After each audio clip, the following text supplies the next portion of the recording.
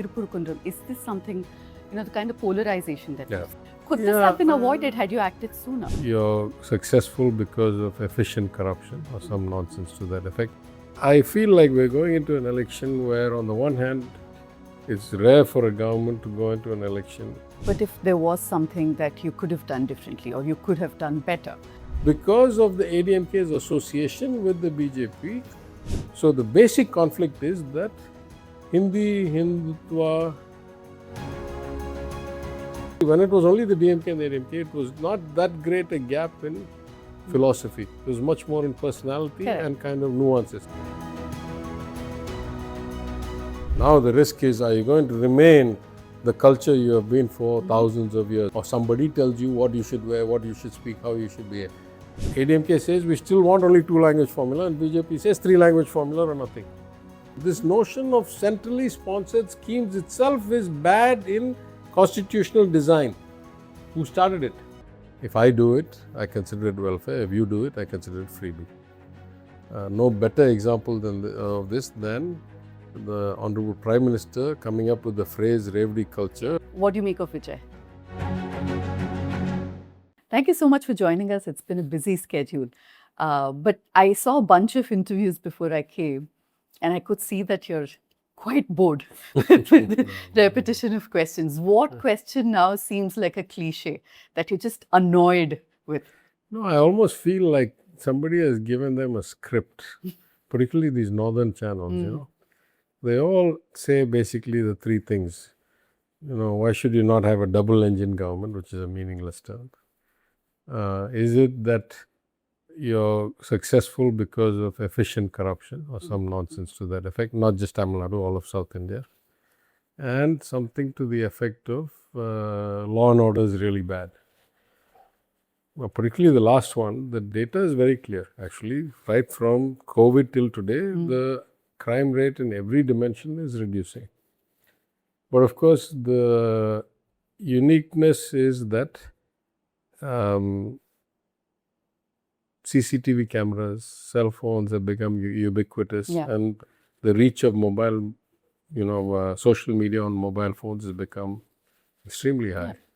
So, I'm not even saying it's wrong, I'm saying rightfully so, these events get reported much, much more, and people get aware of them much, much more. But the stats are still the stats. So, I feel like we're going into an election where, on the one hand, it's rare for a government to go into an election, in my limited experience, with relatively such a good track record and relatively low anti-incumbency. You could argue rightly or wrongly, but it's a different story. And yet find these kind of trumped up questions is almost the reading of a script. Very, very likely so, as you know and I know. And so I'm a bit annoyed by that. But, of course, if they are thoughtful questions, then it's very engaging, because that's how we kind of learn and discover how to do better. Because, we see what we see. You go around many places. So you see a lot of different things. And so you ask from a different perspective. So there's, I suppose, ups and downs. You have positioned DMK versus BJP this election. Although your primary rival, so to speak, and you said this in another interview, is AIADMK. You said you can't write them off. So is this because it suits a narrative? Yes and no. I think, there's an interview or a documentary from the NDTV on this Tirupurukundram issue. And my friend, the AIADMK member of the Legislative Assembly from Tirupurukundram, is also interviewed, as I am. And he also says, actually, this is not an issue on which we will see any great kind of divide. This is not going to rile up the masses, not going to be a big electoral issue. We are all integrated and happy here. And he says, for example, we don't agree with the 3-language formula. There's an unrelated context. So I'm saying, my point is that if we set the AIADMK aside for a minute, the natural value system of the BJP, especially under this administration of the BJP compared to, let's say, Vajpayee's, is profoundly antithetical to the natural philosophy of any regional party. I agree. Whether that is us or YSR or TDP or any regional party, and the southern branches, I dare say, of the national parties or states of the national party. So the big gap is we want our individuality. We want to retain our culture. We want unity in diversity. We want to continue the diversity. We want to get fairer treatment. We want to have more voice at the table because our population is shrinking and we are getting we are the economic powerhouse, but the population weakness. And of course, every putative emperor, every putative dictator, every putative kind of control person wants to have homogeneity to make it easier to manage and easier to control. So the basic conflict is that Hindi, Hindutva, kind of one nation, one X is never going to succeed in Tamil Nadu, ever. It is because you see, I can do politics on 100 things. I can do politics on performance, on failure, on legislation, on safety, on economic growth, on jobs, but no politics is going to be as emotive and as kind of impactful as identity risk. If you say, now the risk is, are you going to remain the culture you have been for thousands of years? Are you going to keep your mother tongue? Are you going to be able to continue your customs? Or somebody tells you what you should wear, what you should speak, how you should behave.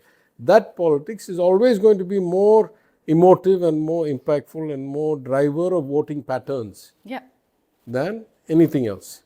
And that survey after survey tells us that because of the ADMK's association with the BJP and its own values, the ADMK stands for the Anna Dravida Munnetra Kalagam. So they say they are following the values of Anna, who said, federalism is important, states' rights are important, Ondriyathil Kutachi, Manalathil Suyachi. Right? We want autonomy and we want coalition or joint responsibility. So in that sense, the ADMK is in a fix because their core identity, even from the days of, when it was only the DMK and the ADMK, it was not that great a gap in philosophy. It was much more in personality and kind of nuances. I can remember sitting in the assembly even when 2016 when Ms. Jayalalitha was still alive. And the big debates were not, you went left, I went right. How did you perform? No, the big difference was, I did more than you of good things and you did more than me of bad things. That was the debate. If Kaveri was not resolved, you are at fault, not me. If reservation was done, no, I did more and you did less. It was not an ideological, it was within the same ideology, relative value add or detraction. That's the history of the DMK and ADMK from the days of the creation of the ADMK by Thiru MGR when he separated. Now the ADMK finds itself in a coalition with a party with very profoundly different values. Now, inherently all national parties have limitations. Of course, including Congress. Including Congress, because if you are a national party and you try to do what the BJP calls double engine sarkar, which is effectively saying you should have the same alignment, etc., then I'll show you contradictions prima facie. The Congress is in coalition with us in Tamil Nadu. The CPI, CPM also in coalition with us. In Kerala, you've just come back. They're directly against each other, right? At the same time, West Bengal, they are allies. Correct. Same way, you take the BJP. In the Hindi belt, people get killed and lynched for transporting cows with or without paperwork as they're perceived to be. And then in Goa and in the northeast, they are all for beef and all for, the consumption. And India, under the last 10 years, under their regime, has become the largest exporter of beef in the world.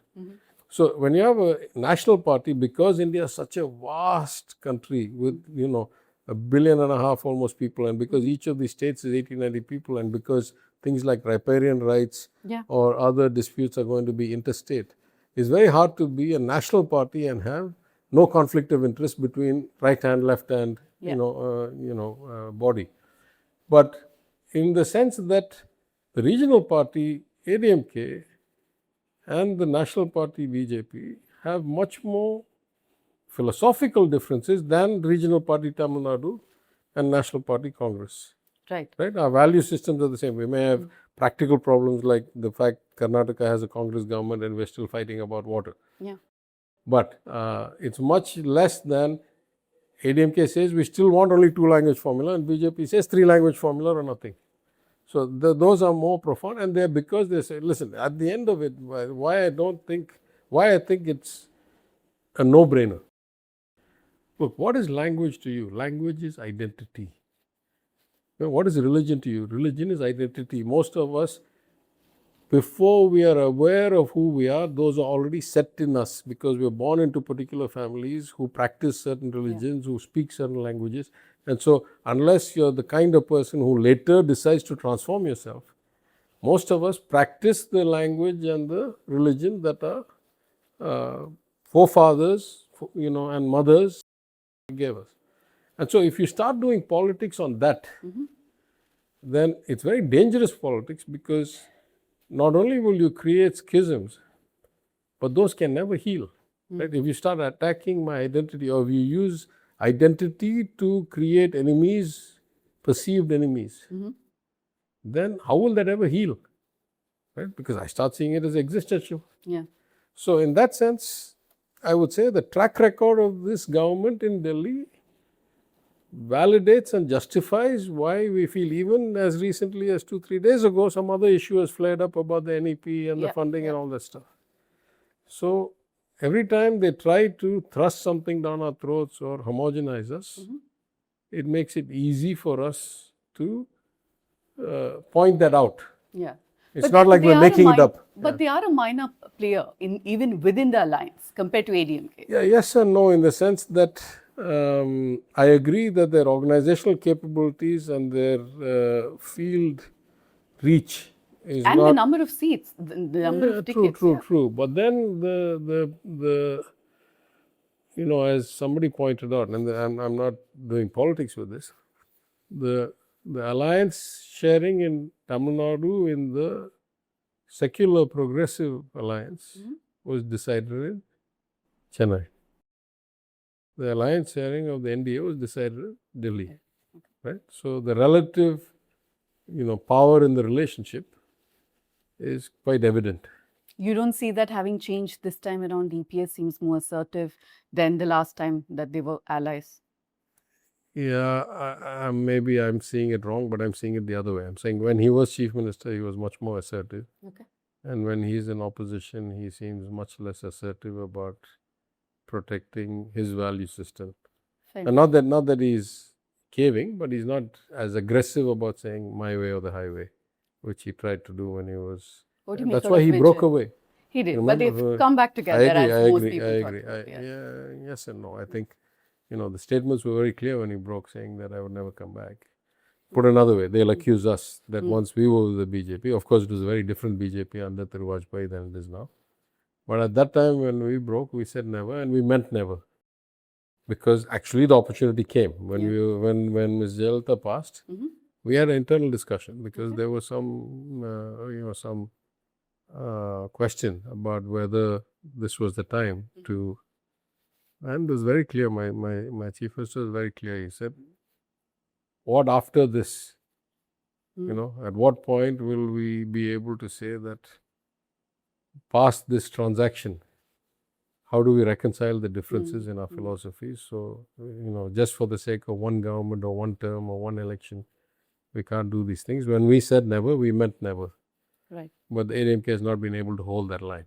Right. What do you make of Vijay as a politician? I know that many DMK leaders don't want to take his name during campaigning. No, listen, I've said it many places, I say it again. Though I don't watch Tamil movies, so I've not actually watched any movies of his, but he is a force to be reckoned with. I don't think there's any question. In fact, in my distant understanding, because I'm not deeply involved, I think he is a greater draw as a politician than he was as an actor. Because at least from my distance, there were many A actors. There were many top stars. But now he stands alone in his own firmament. So, I've said it very clearly that, of course, democracy benefits from the entrance of new players and new parties, right? Otherwise, the system gets a bit stale. If it is a person like him who can draw a huge crowd, particularly of youngsters who have historically been the least active in politics, then even better. If he can channelize the angst and the expectations of the youth in a constructive way to engage in democracy, even better. Because you look around us, right? Starting with the Arab Spring revolutions and the things that have happened in our neighborhood. Nepal and Bangladesh. Why Nepal and Bangladesh? What about Sri Lanka? What about Maldives? What about Pakistan, where Imran Khan was starting to emerge as the kind of focal point of the youth's disgruntlement, and then he got aspirations too. Aspirations turn to disgruntlements if they don't see any light at the end of the tunnel, right? So in that sense, I would say, in many ways, I think it's a good thing for democracy, for our state, for the system, that somebody like him has emerged into the polity, into the public debate, and I see him as a force to be reckoned with. If he continues, I think, he will have greater and greater impact. Now I'm talking at a fundamental level. As I said earlier today, what is the expected growth rate? What is the future prospects? What is the set? Technicals are, it's Friday evening and there's nobody on the other side. If you want to try and sell, you'll not get a good price because everybody's gone home early. So technicals are like market conditions. So I'm saying, in the course of electoral politics, fundamentals may be your values, your ability to draw the crowd, to get the sentiment on your side. The technicals are, you actually have to go through processes and build institutional capability. And I've been saying this for a while, that I worry whether a new party can actually build in very short order the technical capability to convert 100% of the sentiment into actual vote. And I would say I've been proven right by none other than the most kind of obvious and glaring example, which is that the leader of the party himself filed 2 nominations, one in Perambur and one in Trichy, and there was a discrepancy in the content of these 2. I mean, if that is the level of scrutiny and a kind of second checking and risk management that the leader is filing, then you imagine what it is for others. So I have always said that as great as it is, and I don't at all underestimate his draw, the real question about his impact in this election will be how quickly they can build institutional capacity. It's not a hugely complex thing, but it's not a trivial thing either. And so that's why I say I'm not that sure that this is the election that they're going to make that much difference. But if he persists, then it only goes in one direction, because institutional capability will get built. When I was asked to set up the IT wing of the DMK, that's what I did. I brought in a lot of new members, new officers, and we decided to focus on electoral process management as one of the core capabilities of a party and of our wing. And so both in the 2019 election, 21 election, we fielded independent candidates and put all of our office bearers to work on the process to understand the mechanics. What are the forms? How do they get filled? What are the regulations? What are the affidavits? What is the legal benchmark? These kinds of things. So that takes a little while. So that would be my expectation is that I don't know about this election because, what do we know? I know my constituency much better than I know the overall. But if he persists, he only gets stronger from here. The last couple of questions. Tirupurukundram, is this something, the kind of polarization that what I mean is, it will not even have an impact in Tirupurukundram. I don't think it will have an impact 4 constituencies away or 3 constituencies. But whatever we've seen, the kind of polarization, because BJP we've seen in other states that they just need a foot in the door, right? And this could be one of it. Could this have been avoided had you acted sooner? I'm not sure. I think a lot of stuff just crept up. But I'm saying that, could have, would have, should have, there are many second guesses we can do. I'm saying it differently. I'm saying in this documentary that I mentioned earlier, it is remarkable that I, as a sitting MLA from 2 constituencies away and a minister, the MLA sitting in that constituency as an opposition MLA, ADMK member, part of the BJP coalition, and a couple of other people who were like, community workers and organizations, all of us said exactly the same thing. We said, we are too harmonious a culture and society and town and constituency, and we will not see any impact of this whatsoever, not only in the election, which is 6 months away, but in the day-to-day lives of us till then. It is an attempt by who to drive a wedge. But these attempts so far, by God's grace, have not actually worked. And so my own view, the election will tell us the results, but I don't, forget me. The sitting MLA there said he doesn't see it as an issue in the election. Fair enough. What's tougher, campaigning or governance? I think it depends on your personality. But for me, I think governing by far, because I'm an extrovert by nature. I really like interacting with people, and at the age of 40, after I got 4 degrees and 4 majors and had long careers as a consultant, trader, banker, I remember I told my wife, I think I missed my calling. I should have been a lawyer like my father and grandfather and ancestors before me, and I would have been really good at being a lawyer. And without hesitating for half a second, she came back to me and she said, I don't know about that, but you're not going back to school for your 5th degree. So that was the end of that ambition. Why I'm saying that, at the age of 50, I finally entered politics. And I started to think that maybe this was my calling, is that I should be there to help people, sometimes micro level, sometimes macro level. And I must confess that the last 5 years as a minister, I've been completely the greatest kind of gift of my life, because I never expected to be in a seat where I could do that much change. My chief minister gave me an inordinate amount of responsibility for a first-time minister. I was Minister for Finance and Pensions, which also includes the Bureau of Public Enterprises and other kind of committees of the Assembly, like estimates and public accounts and so forth.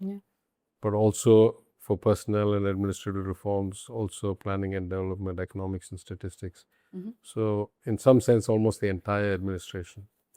And so with his support and backing, because political will is the starting point for everything, I was very proud to say in the Assembly that in 2 years I brought more change in the way government functions, in the audit, in indexation to inflation, in revenue management, in the State Finance Commission, in litigation management, in economic advisory, you name it, than in any 20 years. So that for me was so gratifying. And then, of course, in IT, I happened to be in the right place at the right time. So I built on the work that I'd actually started when I was in finance, which is the state family database and the computerization of all agricultural cooperative societies and things like that. And so we built this tremendous capability now. We have a database that is second to none. Comprehensive family database, and thanks to the Honorable Union Finance Minister, who, when I asked her, she gave for the first time in India an API link into the income tax data. So we actually share between the Government of India and us. So we know who's paying taxes and who's an SSE. And then also, while I was on the GST Council, we agreed that we would share GST data across the states. Otherwise, the only state to union to state, and we couldn't see other states. So my friend Dushyant Chautala, who was also at the time on the GST Council and chairman of the Systemic Reforms Committee for a while, we basically, or acting chairman, I forget what he was. But anyway, net result, we agreed that we would share data, and that has turned out to be a boon. So anyway, in all of these ways, I would say we have a much more data-driven and thoughtful plan, and we're able to do the kinds of efficiencies. Look, there are only 3 ways you can improve the government. One, you can improve the revenue stream and do it in an equitable way, that you take more from those who can pay. Actually, all over the world, that is failing. If anything, revenues are going down, and the rich are able to lobby and find ways to not pay. 2, you can cut down the wasteful expenditures and focus on more high growth expenditures, assuming you can identify them. That also is failing all over the world. More and more government spending is in actual cash and direct benefit transfers, and less actually government public goods and services and infrastructure and things like that. Or the third is you can increase the efficiency of your spending. When you spend a rupee, my own estimate was that it was highly inefficient when we came. If I give numbers, I'll get in trouble. But now I say where much greater percentage of that rupee is actually spent properly, or much greater efficiency or reduced cost of friction for people to do things. Like we've just exponentially increased the number of e-service centers from under 8,000 to over 32,000 or something. And we want more and more services brought online. We want less and less human interaction, want more and more automation. We have WhatsApp governance now. Lakhs of people in the last 2 months since we opened it are able to pay their bills, get their certificates. So we have a blockchain wallet where you can keep your educational stuff, validation, driver's license. So we are using technology to improve the efficiency of functioning of government in a way that gives us multiplier effect. So if you ask me, we had this enormous growth last year, relatively. We had 11.19% after many years. Most people think that's because we had some great spurt in investment, but that's not true, because it takes 2-3 years of between investment and GDP growth. There's a gestation period. And you can't invest today or commit to invest today and get the growth tomorrow. What really drives it, in our case at least, is much more consumption, because we are a relatively high per capita GDP, but also relatively high per capita consumption state, because we have much better equity. We have much lower Gini coefficient than places like Gujarat. And so this increased government cash payments have increased the economy through the multiplier effect of consumption, but also through things like this where we have made it much more efficient. I don't think it was intended that way back in the day, but it has become that way now. And the fish always, rots from the head down. So it starts with the IAS officers, and most of them are inertia, kind of ridden. And there is very little incentive for them to do anything. You don't get in trouble for doing nothing. You may get in trouble for doing something. And so, the system is weak in many ways. For example, there's still a so-called rating of officers' performance. Oh, is it? Okay. Yeah, and I don't think in my time in the HRM, the personnel administrative reforms plus, now I don't think I've seen a rating lower than 9 point something, and I don't think I've seen, any variability out of 10. So it is designed where there is no carrot, there is no stick, there is no alignment of incentives. You get the best performing person, you cannot promote them out of turn. You get the worst performing person, you suspend them and pay them half the money that their salary. So it is a badly designed system. The government, and of course not only Tamil Nadu, it's across the country. In fact, it's not only across the country. I have a theory, and I've been given a commission to write a book, that all over the world, the reason democracy is in kind of distress, why the people are losing faith in the model of democracy, and disruptors and demagogues are being elected who claim that they're going to break down the system or drain the swamp or, some version of anarchy, is because governments as a whole are failing. Going back to my old point, the revenues are dropping as a percentage of GDP. The expenses are becoming more and more cash handouts and less actual government functioning. And so governance is failing all over the world for many reasons, but usually politics is the basis for a lot of this. Politics has become such short-term, soundbite, social media, bubble-driven, polarized, that there is almost no incentive for people to do the kinds of long-term investment in building greater institutional capability in the government. The complexity of the world keeps increasing. The population overall keeps increasing, at least for now. And the size and ability of governments all over the world keeps shrinking. So we have this mismatch. You mentioned the union minister with lot of affection, if I may say so. I know that you said relatively low anti-incumbency, but if there was something that you could have done differently or you could have done better, what is that gap that you want to improve on if you get an next term? Well, that's a very dangerous question for a sitting minister. But I would put it slightly differently. I would say the fact that my chief minister keeps calling for a Dravida model 2.0 is an implicit acknowledgement that there are things we should do differently and better. Now, that is actually quite thoughtful, at some level it's just a cliche, everything is 2.0, 3.0. At some other level it's quite thoughtful because if you really look deep down, the world is a very different place today than it was 5 years ago. Yeah. In 2 or 3 macro ways. I'm not talking politics now, I'm just talking like, global developments.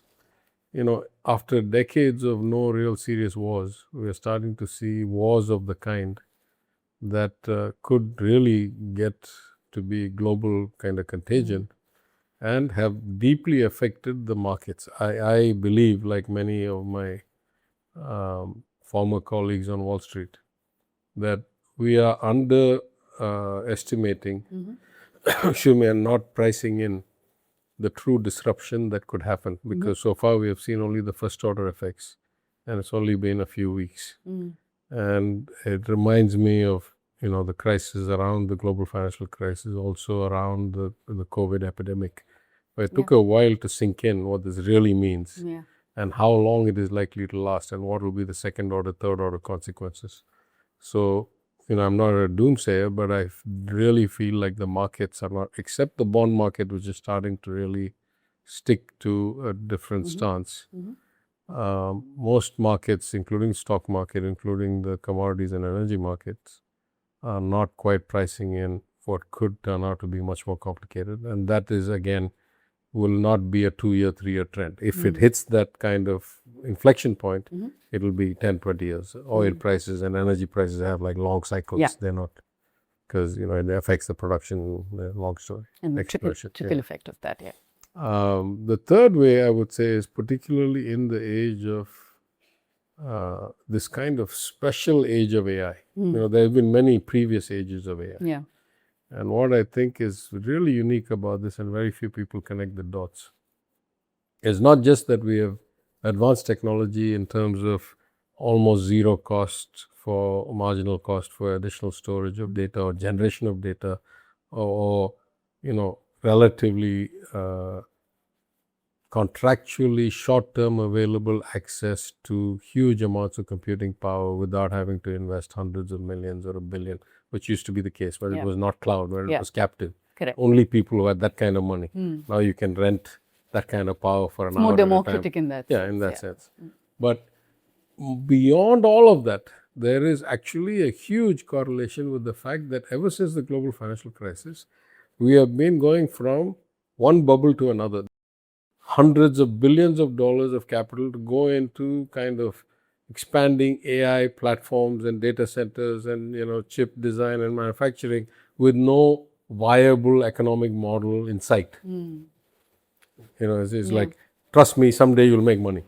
The science is advancing very rapidly, but the economics don't make any sense. And that could not happen, would not happen if there wasn't all this excess liquidity sloshing around. So we have all these variables going on. And so it's completely a different world, actually. Of course, every election is different, but in some sense, the election of 2021 was so different from 16 because of COVID. Yeah. And the election of 26 for us as a state is so different from 21 because of all these variables which are relatively new or have crystallized or accelerated in ways that we could not have envisioned back in 21. So I think, therefore, we have to adapt. And I think that's the point. The point is, at least for me, and this is anathema to 100% of the bureaucracy, with very few exceptions, and anathema to a large percentage of the politicians, is that change is inevitable.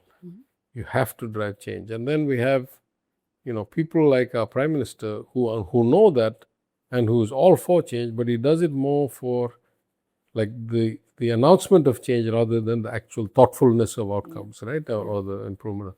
And then we have most other politicians who don't have that kind of courage. And so, whether you like it or not, change is happening. Sometimes it happens faster than other times. Yeah. And so, the thoughtful government really needs to adapt. So, for me, what we need to do differently is not because we have this program or that program or anything else. We need to rethink what are the priorities, because 2026 gives you a whole different projection of the next 10 years than 2021 did, vastly. Yeah. And so that would be, I would say, the main focus. I was going to come to this a little later, but since you spoke of AI and you were the IT minister, we saw what happened with Oracle. AI is a real threat that people don't know how to deal with because it's emerging. Yeah. So how would you deal with job losses, coupled with the fact that there is tariff that is at Tamil Nadu, probably the most compared to any other state? Yeah. Are these issues that you will be talking to your voters about? Yeah, I'm not sure the voters are yet aware of the implications broadly. But I would say the two things that really worry me is that the tariffs, again, were expected to be short term, but are now starting to kind of, grow some legs. And therefore, the long-term or medium-term implications of these tariffs will be hugely felt. To some sense, to some level, they have been offset by everywhere else the order is broken. So now we are exporting a lot more relatively to China. We were much less than China. Now a lot of stuff, for example, in iPhones. Right. Huge amount. We've gone like 750%, 800% in iPhone export in the last 3-4 years, not even 5 years.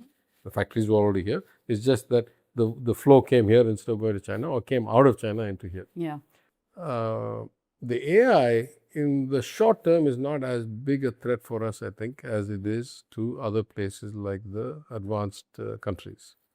Because there's a lot of work that needs to go into helping these models learn. These machine learning models require so much data annotated and parsed and broken in such specific ways that I would say, in Tamil Nadu at least, what has happened is a big shift from the traditional employers, the large service organizations, the Infosys, TCSs, Cognizants of the world. They used to hire tens of thousands of new employees a year. They are down to flat. That's a big shift. Yeah. The flip side of that is the amount of innovation coming in at the startup level is through the roof. We went from something like 2,300 or 2,200 registered startups with the Government of India's DPIIT. And we now have 13,800 or something at last count in 5 years. That's like 6x. And the other thing is that a lot of companies that service the AI kind of ecosystem are increasing their headcount quite a bit. So I know 2 or 3 companies because I spoke to the CEO, and she came and set up in Coimbatore after I met her in 2024. It's called iMerit. And there they help parse information and visual information mostly to help the learning models, the machine learning models for autonomous vehicles and health, diagnostic health. So there, she went from zero to setting up. I met her in July of 2024. By February, March of 2025, she had like 180 or 200 people. I met her recently in Delhi, and she's now like maybe double that headcount or something.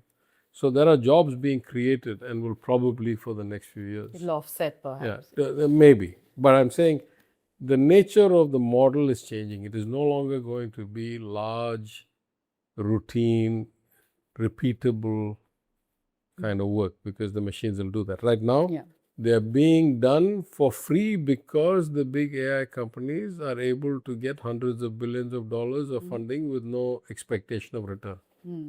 At some point, that is also going to come in. The limitations of ubiquitous AI replacing humans are going to be whether there's enough patient capital that will allow it to happen, whether they can get chips fast enough, whether they can build that many data centers without the communities rebelling and complaining about the heat generated, whether they can get that much water and other natural, whether they can get that much power. There's a lot of other constraints into this. So I'm a bit more sanguine about gross or net job losses in the next 3, 5, 8 years. If you ask me, in 20 years, it's going to be a different world No, altogether. we're hoping to have another conversation with you before that. So but we'll get to that but then. in the short term, I think the volatility requires thoughtful administration, policy, and kind of risk management. But I'm not expecting that there will be, massive disruption in the short term, maybe 2, 3, 5 years. Yeah. Okay. I want to speak about cess and surcharge because time and again, many southern governments, including Tamil Nadu, have taken up the reducing and sometimes slightly increasing share of states in the Finance Commission. But this is a bigger challenge, isn't it? That is not spoken about enough. Have you taken this? Many people have spoken about it. I've spoken about it. Chief Minister has spoken about it. Communists have spoken about it. Kerala Chief Minister has spoken about it. We have done, a lot of people have spoken about it. I won't say he's a good friend, but my friend Krishna Bairagowda has spoken about it a lot. It is actually against the intent. Now, we've got a little bit of a problem, right? A lot of things that were not truly intended in the Constitution, one would think, or based on the debates of the Constituent Assembly, have come to pass. To me, the GST is very badly designed and not justifiable in its bad design, but that's a different story. I've been public about it in the GST Council, forget whether I do it or not. But the cess and surcharge business should never have been allowed in the first place. There is no provision for it without going through some kind of finagling of the interpretation of the Constitution. And like many things, and this is a bit dangerous, like many things, it was not created by the BJP. But the BJP government has kind of levered up a loophole they found to excess. We often say that BJP is Congress on steroids. Yeah. Sadly, in fact, I'll go the other way. I think the philosophy of anybody or the mentality of anybody, and that is a national party that achieves simple or greater majority in Delhi and significant control of enough states, tends to be authoritarian, tends to think they will last forever, tends to create laws and schemes and provisions that they think will never be abused because they will stay in power forever and only do it right. Both parties have had bad history on that. But is this something you'll take up again? Because of course. No, because they have a greater share. It used to be like 0, correct, then 3%, then 5%, now something like 20%. Yeah. And in particular, if you remember, the most blatant of them was the conversion of 100% of the excise on petrol and diesel into complete surcharge and cess. Because it comes with many conditions attached, and some of the fights that you've had. Listen. I'll go one step further. Let's be very, very profound. I didn't answer your question earlier, so I'll answer it now. At a personal level, I have definitely affection for the Finance Minister, mostly because she has always acted with great dignity and support whenever we have gone, which is something within her power, which is an operational kind of executive decision. For example, the releasing of back dues of GST and all that when I was Finance Minister, or some changes to the modality of operating of the GST Council, not just for me. Whoever spoke for however long at the GST Council, she never once cut them short or said stop. She is that kind of person at a personal interaction level. At a policy level, of course, the model of GST is wrong. Of course, the taking of cess and surcharge is wrong. I'll go one step further. As through N.K. Singh, my friend who was chairman of 15th Finance Commission, he was not my friend then, he's my friend now, pointed out, if you are now complaining about centrally sponsored schemes, there was no provision for the notion of what is a centrally sponsored scheme. It is a central government deciding to spend money on subjects that are in the state list of the Constitution. With the conditions, any kind of conditions, whatever they want. Deem fit. So he says, at a core level, I agree with you. This notion of centrally sponsored schemes itself is bad in constitutional design. Who started it? Of course. Why were you quiet all these days? So, in that sense, he has a point. I have a reverse point, which is that there has been no government in the history of India, or for that matter, most federal setups in the world, that has weaponized the taxpayers' revenues as a political tool, as a political kind of leverage, or in pursuit of kind of control, as this government. So they're doing more and more of it. My last question is about something that has come to define elections these days, welfareism.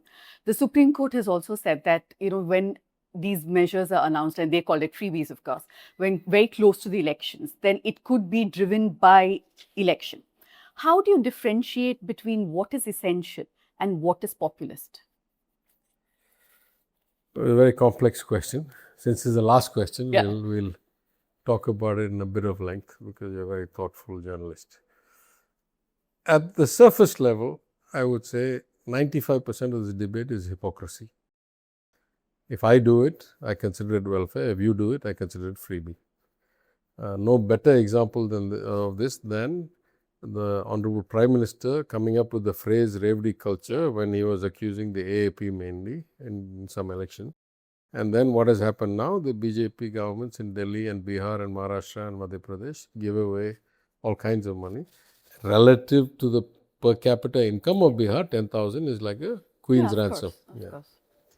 So hypocrisy must be set aside first. Now you come to the next level of thinking and you say, should the state be in the business of providing welfare through cash payments or not? There again, I will go to my earlier statement that all around the world, if you look, all governments are failing at doing real things and are resorting to doing these kinds of quick things. And sometimes it's for the reason of politics. Sometimes it's because if you take the Western economies, their pension costs are rising dramatically. Their social security pension costs are rising because of the aging population. So, a brilliant analysis I saw, I forget the magazine, I think it was The Economist, maybe 2-3 years ago. It says, if you look at the size of government as a percentage of the economy across different countries, that has stayed roughly the same over the last 30 years. In Sweden and the welfare states of Western Europe, the government is a bigger part of the economy. They provide free health, free education, free maternity, free paternity, free training, good unemployment. Because they're a bigger tax collector, bigger spender. Maybe a capitalist country like America, they're less. Maybe a not so well-off country like India, maybe even less. It's not because of philosophy, it's because government is unable to collect revenue. So the spending and the kind of income has been the same. That is to say, whatever percentage of the economy you were, you always are. Intra-country differences are huge, but within a country, longitudinally over time, you have stayed the same. But two profound things have changed.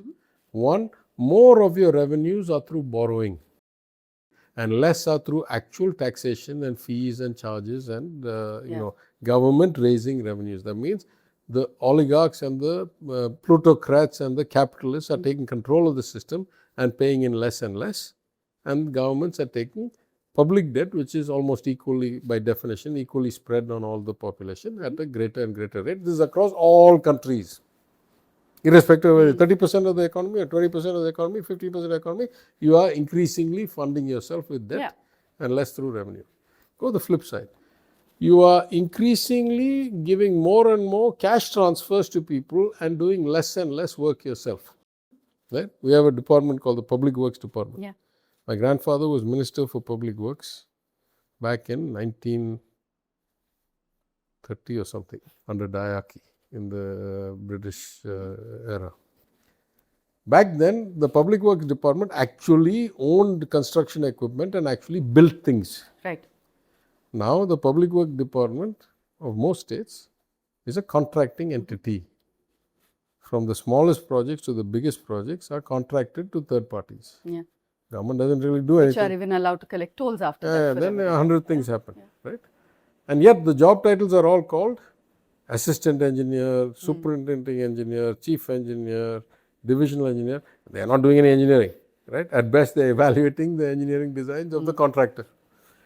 Anyway, so in that sense, I'm saying it exemplifies the fact that governments are doing less and less themselves. And as a whole proportion of their spending. They're continuing to be 15%, 18%, 20% different countries, but they do more and more. Sweden does more of it in social security and pensions and less of it in building hospitals and roads and more. India does more and more of it in schemes and less of it in, again, infrastructure or other kinds of expenditures, right? So in this context, you have to see past the hypocrisy, past the broader trend of failing government capability, the notion of giving out more and more kind of handouts for good or bad reasons. But in reality, it is developmental investment. For example, the noon meal scheme or the free breakfast scheme or the laptop scheme or the giving cycles to students scheme or the increased expanded health insurance scheme or the support for wedding scheme, which we changed. But anyway, these are all schemes that are intended to either increase the likelihood of healthier, more nourished, better educated workforce 5, 10, 20 years from now, or to prevent people from falling into debt because of unexpected health problems or big costs related to wedding or something like that. And also improve HDI. Yeah, I mean, that is basically, that is because you give them more calories and better kind of support and equipment and, free, we give free uniforms, we give free slippers. Like Tamil Nadu's education success is built on these kinds of things that we support in many ways. Then there are schemes that it depends a lot on the implementation. And I've said this when I was an opposition MLA in 2018. It's ironic that the government of India has now got rid of the scheme altogether. I said, if you take something like the Rural Employment Guarantee Scheme, if people actually do work for it. Are you referring to the Manrega? Yeah. And they actually, diesel tanks or build community halls or build the taluk office. Or what if they do things that are actually productive and meaningful? There's a brilliant scheme because you're ensuring the bottom of the pyramid has minimum quality of life. You're ensuring productivity. You're ensuring employment, and you'll have a multiplier effect. But hypothetically, I'm not saying it happens, but I'm saying hypothetically, if I was to pay people in the villages at a micro level that same money to do nothing. You might call it UBI, you call it whatever, but I'm saying hypothetically at the micro level, you give them the money to do nothing. So I said, let's say I now pay 100 or 150 rupees a day to do nothing. Surely the people who do something in the field will now ask for 250 or 300. Yeah. Now you have driven up the wages. You have started to define inflation. If the cost of labor going into the production of agricultural output is going up, the cost of the food is going up. Now you've got food inflation, right? That goes into the basket, that will drive up wholesale inflation, consumer inflation, etc. So you can have the scheme in a way that it is actually dilutive because you're creating inflation faster than you're giving away money. Right. Then you can take our scheme where I've told you. So you'd say that was populist? No, I'm not saying that. I'm just saying I'm saying some schemes are black and white investments. Some schemes are black and white risk management. Some schemes in the implementation can be good or bad. Right. Some schemes like this Urume Toge, I'm saying, if I am right, and part of the impact of that scheme is that it has driven up consumption because it is targeted still, though it was hugely criticized for being targeted. And, had I continued in finance, I would not say, it's a long story, it doesn't matter. The point is, there are 2.3 crore ration card families in Tamil Nadu. Only 1.3 crore of them are getting the scheme. So we have data enough to know who is one could argue whether that number should be 1.8 or 1 or 1.2, but it is not 2.3. Right. In that sense, it is targeted. Now, if I say that because of that, the consumption increased and the multiplier effect increased and that contributed towards the 11.19%, then maybe it is a worthwhile scheme because it has given me a multiplier effect. Right. The flip side, I could argue, clearly it has increased the revenue deficit. The revenue deficit, when I read it out in 2023, was 30,000. They did some accounting adjustments and all that and made it slightly higher. But that was down to 30,000 from 62,000. This year, it has now come back to 69,000. Now, again, adjusted for inflation, adjusted for size of the economy and all, it's not much worse. But I'm saying it has gone in that direction. So then my counterpart could argue, no, you should not have done the scheme because you have increased the revenue deficit. I could then argue at the more deep level than that, if I find that growth accelerates because of it, then surely the consequence of that will be that my revenues will grow up. And because of that, I will have more income next year, and therefore it justifies and so on. So these are all a cycle in that. These are all complicated questions. It's very hard to make spot judgments of these, and it requires some cycle. Then I give you the extreme example of the other side, which I've criticized many times, and at the risk of boring myself and you, I'll say it. The former Chief Minister, Madam Jayalalitha, announced a scheme where she said, I will give, at the time, the average two-wheeler cost about 50,000 rupees. And she said, I will give 50% subsidy or 25,000 rupees to 1 lakh people to buy two-wheelers. It didn't say whether urban, rural, all this stuff, right? Now, that scheme I criticized roundly because I said, for multiple reasons, if you had made it more targeted and said in rural areas where buses don't ply, I do this something, I can maybe fall behind it. But if you give it generically across, I say 2-3 things. One, as it is, we are a state that has a huge kind of outlier in number of power two-wheelers. I don't think there's any other place in the world, to my knowledge, you'll have to correct me. But we have, I told you, 2.3 crore families according to the ration database. I think we have something like 2.9 crore registered power two-wheelers. This ratio is like more than 1 per family is already there. Second, already the roads are super congested and full of parked vehicles, and therefore you are now adding to that through your subsidy. And you're driving people away from public transport. Now, that's the worst of it. The worst of it is you are trying to make your struggling public transport system more utilized. And here you're going to do the reverse. So, at that time I said it is a very bad scheme. And just as other people tried to point Revdi on us, I asked the question, if at that time the Honorable Prime Minister and Home Minister were so, dead set against Revdi's, why did one of them come and open or inaugurate the two-wheeler handout scheme? Right. Surely that is as big a Revdi as it gets. Now there's all the second order, third order effects. If you're only going to give 100,000 of these and the benefit is 25,000 per person, do you think there's likely to be rent seeking or corruption in the allocation of beneficiaries? Surely for 1 lakh beneficiaries, there must be at least 10 lakh valid applications. Who gets to decide which one? So, these are, we could talk for 2 hours on this. Hypocrisy is easy. Sloganeering is easy. Thoughtful policy is complicated and requires second order, third order thinking. I've also done a long analysis of the free cows and goats scheme. The goats worked, the cows didn't. It's a long story why, but you can look into that. Right. And I thank you for your time, and we look forward to once, if you come back to PA, having another conversation on what your vision will be for the next 5 years. And thank you for your time. Thank you very much. We've been on the ground bringing you ground reports on the elections in Assam, Bengal, Kerala and Tamil Nadu. We have been able to do this only because you've had our back so far, but we need you to continue doing this. So what are you waiting for? Fund our election coverage, because we don't take money from politicians, political parties or governments. We rely only on your support, so do support our election coverage.